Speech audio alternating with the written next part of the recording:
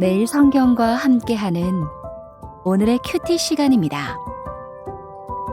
3월 24일 오늘의 말씀은 마태복음 23장 29절에서 39절입니다. 화 있을진저 외식하는 서기관들과 바리새인들이여, 너희는 선지자들의 무덤을 만들고 의인들의 비석을 꾸미며 이르되, 만일 우리가 조상 때에 있었더라면 우리는 그들이 선지자의 피를 흘리는 데 참여하지 아니하였으리라 하니, 그러면 너희가 선지자를 죽인 자의 자손임을 스스로 증명함이로다. 너희가 너희 조상의 분량을 채우라. 뱀들아, 독사의 새끼들아, 너희가 어떻게 지옥의 판결을 피하겠느냐. 그러므로 내가 너희에게 선지자들과 지혜 있는 자들과 서기관들을 보내매, 너희가 그 중에서 더러는 죽이거나 십자가에 못 박고, 그 중에서 더러는 너희 회당에서 채찍질하고 이 동네에서 저 동네로 따라다니며 박해하리라. 그러므로 의인 아벨의 피로부터 성전과 제단 사이에서 너희가 죽인 바라게아의 아들 사가랴의 피까지 땅 위에서 흘린 의로운 피가 다 너희에게 돌아가리라. 내가 진실로 너희에게 이르노니 이것이 다 이 세대에 돌아가리라. 예루살렘아, 예루살렘아, 선지자들을 죽이고 내게 파송된 자들을 돌로 치는 자여, 암탉이 그 새끼를 날개 아래에 모음같이 내가 내 자녀를 모으려 한 일이 몇 번이더냐. 그러나 너희가 원하지 아니하였도다. 보라, 너희 집이 황폐하여 버려진 바 되리라. 내가 너희에게 이르노니 이제부터 너희는 찬송하리로다. 주의 이름으로 오시는 이여 할 때까지 나를 보지 못하리라 하시니라.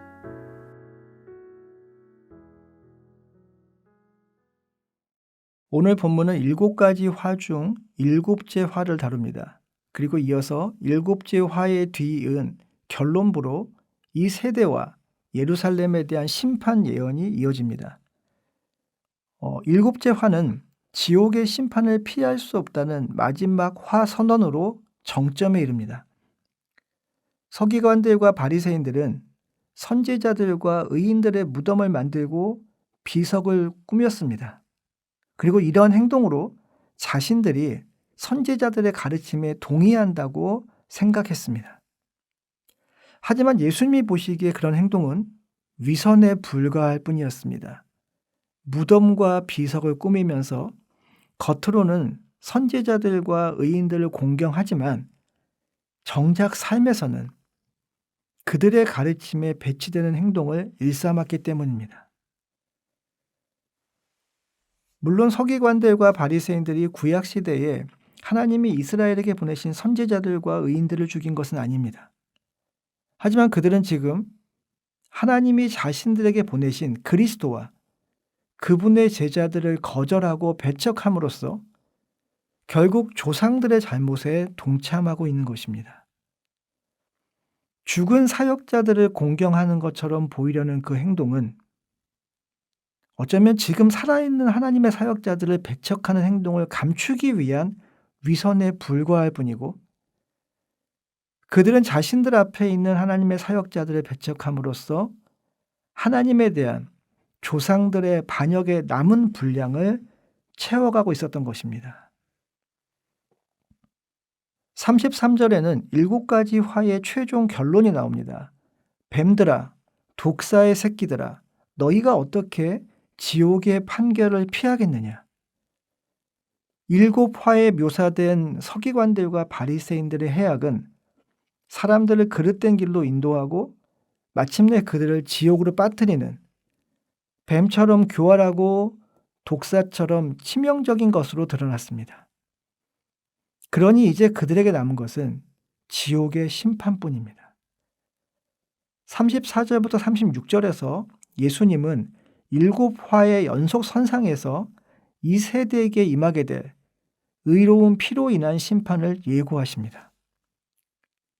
서기관들과 바리새인들로 대표되는 이 세대는 예수님이 보내신 사람들을 자신들의 조상이 그랬던 것처럼 더러는 죽이거나 십자가에 못 박고 더러는 회당에서 채찍질하고 박해할 것입니다. 실제 그들은 예수님께 이렇게 했고, 사도행전의 이야기는 또한 이런 예수님의 예고가 현실로 이루어졌음을 입증하고 있습니다. 이처럼 예수님이 가신 고난과 십자가의 길은 제자들이 뒤따른 길이었고 저와 여러분이 뒤따라야 할 길입니다. 예수님의 제자들은 복음을 위해 세상으로부터 온갖 거절과 증오와 박해를 맞닥뜨리겠지만 꼭 그러한 모습의 고난이 아니더라도 경제적 번영과 사회적 명성을 최고의 가치로 추구하는 이 세상에서 그 세상의 가치와 첨예하게 긴장하며 살아가야 하는 오늘 저와 여러분도 반드시 기억해야 할 제자도의 본질은 십자가의 길일 것입니다. 예수님은 땅 위에서 흘린 의로운 피가 이 세대에게 돌아갈 것이라고 말씀하십니다. 이 모든 징벌이 임하게 될 이 세대는 지금 예수님의 말씀을 듣고 있는 자들, 즉 예수님께 적대적인 유대인들을 통칭하는 표현입니다. 그리고 이 세대의 문제는 예루살렘 주민들의 문제로 좀 더 구체화됩니다. 하지만 본문에서 보듯이 예수님은 처음부터 그들을 포기하신 것이 아니었습니다. 그분은 이 세대를 끊임없이 초대하셨고 그들을 품으시려 했습니다. 암탉이 그 새끼를 날개 아래 모으는 것처럼. 그러나 그들은 끝까지 거절하였고 결국 그들의 거절이 그들의 멸망을 초래한 것입니다.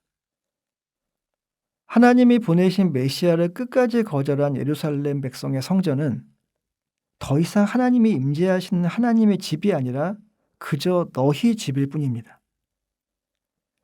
이제 하나님은 성전을 떠나실 것이고 성전은 원수들의 손에 넘겨져 파괴될 것입니다. 암탉이 새끼를 품는 것 같은 예수님의 보호와 초대는 오늘날에도 계속되고 있습니다.